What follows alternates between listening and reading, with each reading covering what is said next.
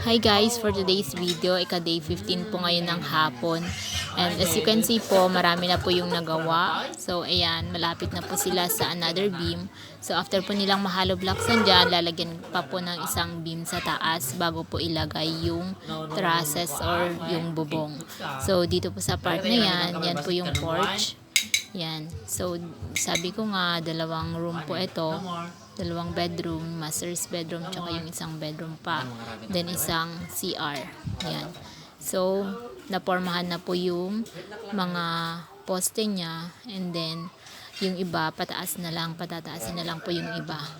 Napormahan and nabuhusan na rin po yung iba. So, patataasin na lang yan para mabuo po. And then, pag nasa taas na, yan, maglalagay pa po sila ng isang beam doon. Yan, so yan na po lahat ang natapos for today. Ka-day 15 pa lang, marami nang nagawa. Ayan. So, nabuhusan na rin po yung poste dito po sa may gitna.